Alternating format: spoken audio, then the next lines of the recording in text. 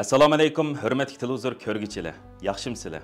Dunyo Uyg'ur qurultiyi to'r televiziyasining kunlik xabarlar programmasiga hammanglar xush kelibsizlar. Men İftixar Abdurshid. Bugun chorshanba. Hurmatli ko'ruvchilar, tövəndə diqqətinizlər kunlik xabarlar programmamızın təfsilatı bo'lsin. 23 noyabr Dunyo Uyg'ur qurultiyi ijroiya komitetining kengaytirilgan yig'inida Uyg'ur davosini insoniyatning davosiga aylantirish uchun 9 dekabr Uyg'ur irqiy qirg'inchilik kunini butun dunyo miqyosida o'tkazish qaror qilindi.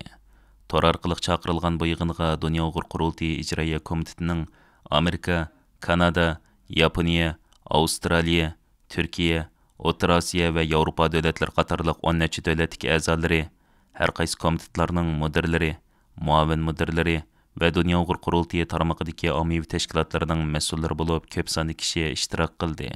23 noyabr Berlin vaqti tushdan keyin birda boshlangan yig'inga qurultayning muavin raisi Abdurashid Abdulhamid apandi riyosatchilik qildi.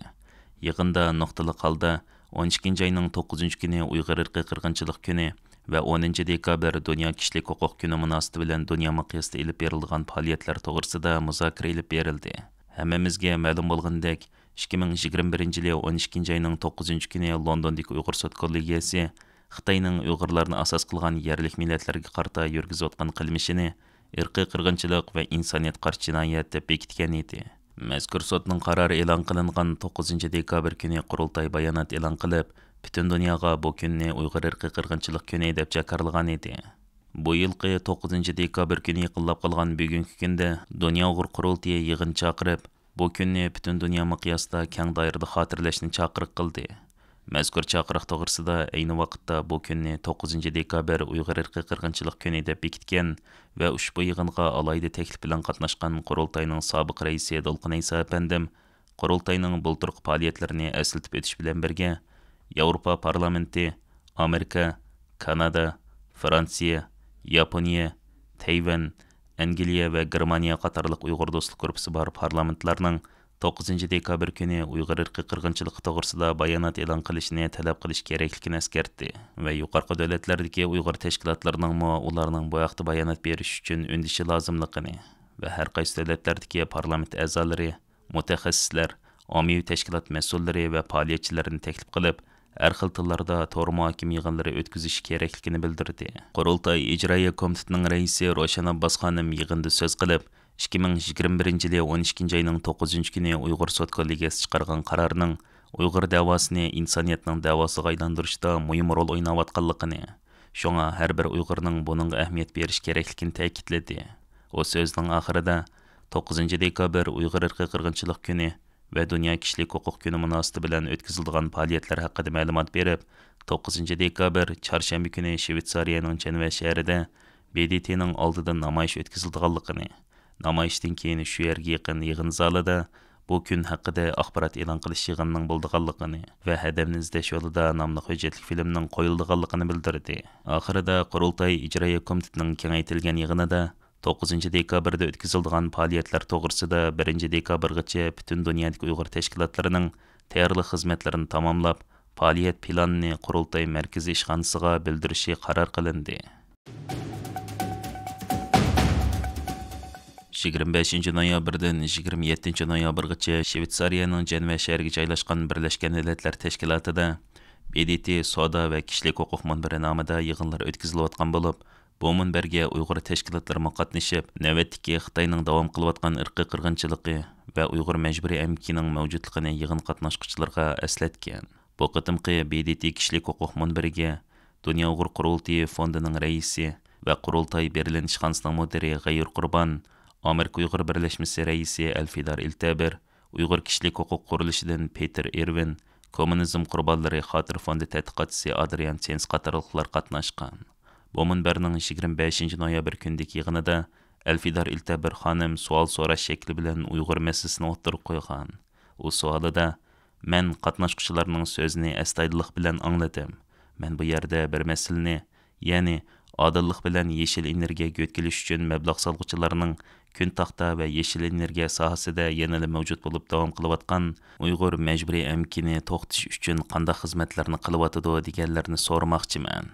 BDT soda va kishilik huquq munbiriga dunyodagi har qaysi hukumatlar, soda sohasi, fuqarolar jamiyatlari, advokatlik o'rinlari, mablag' solg'uvchilar BDT'nin hər qaysı komitetləri, kişilik hüquq organları, işçilar uyuşmaları, tədqiqatçılar, siyasətçilər və hər qaysı dövlətlərinin BDT'dəki elçilər qatnaşqan. Bu münasibət bilan Birləşmiş Dövlətlər Təşkilatıdakı bu yığınğa Berlindan kelib qatnaşıyotgan G'ayur Qurban əpəndim bu yığında elib berilgan bəzi xizmətlərə münasibətlik məlumatlar haqqında to'xtalib mundaq dedi.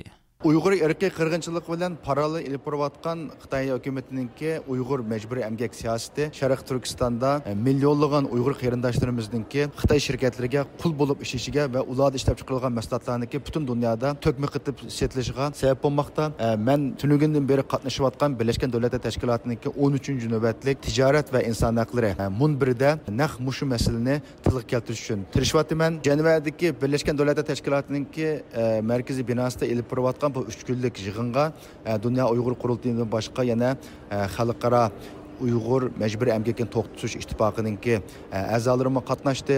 Biz bir qancha taraflarga bo'linib yig'inlarga qatnashib va bu yig'inlarda savol so'rash shakli orqali Uyg'ur majburiy emgakininki tahqiqsiz bir muhim bir masala ekanligini, mush yig'in qatnashayotgan har qancha davlatlarninki siyosat belgilovchilari va cho'ng shirkatlarninki Uyg'ur irqiy qirg'inchiligi shundaqla Uyg'ur majburiy emgak masalasini tonishi va onunga qarata jiddiy tadbir qo'llanishni talab qildik. Bu munbarda yana davlatlar, shaxslar, tashkilotlar o'zaro tajriba almashtirish ilib berib, har qaysi davlatlarning kishilik huquq hurmat qilishini ilgari surish uchun taklif tavsiyalar sunildi ekan. Amerikaning yangi saylangan prezidenti Donald Trump vazifaga o'tirgan kuni Xitoyning fentanil va qonunsiz ko'chmanlar eqiniga qarshi Xitoy mallarga qo'shimcha 10% boj qo'ydiganligini bildirgan. Reuters agentligining oshkorlashicha, navbatda Trumpning maslahatchilari fentanil masalasida Xitoyga prezident Jo Baydendan texmi qattiq qo'l bo'lishini tashabbus qilmoqda ekan. Donald Trump 25 noyabr o'zining haqiqat ijtimoiy taratqush sifatida e'lon qilgan uchurida Xitoy mallarga qo'shimcha 10% boj qo'yish bilan bir vaqtda yana Meksika va Kanadadan kirgan mallarga 25% boj qo'ydiganligini aytgan. Navbatda Donald Trump Amerikaning fentanil va qonunsiz ko'chmanlar eqinining hujumiga uchrayotganligini qayd qilmoqda. U haqiqat sifatida uchurida tamojna beji zaharlik chekimlik bo'libmi fentanil va qonunsiz chet el ko'chmanlarining davlatimizga eqib kirishi to'xtag'icha davomlashadi degan. Uning aytishicha, u burun Xitoy bilan zaharlik chekimlikning bo'libmi fentanilning zo'r miqdorda Amerikaga yo'llanish haqida ko'p qatim so'zlashgan bo'lsa-mu, hech qanday unum bo'lmagan. Kelar yili 20 yanvar kuni rasmiy vazifaga o'tiradigan Trump mundaq degan. Xitoy vakillari mana bu ishda qo'lga tushgan zaharlik chekimlik atkazuvchilarga eng og'ir jazo, ya'ni o'lim jazosi beradiganligini aytgan. Afsuski, ular hech qachon va'dasiga amal qilmadi.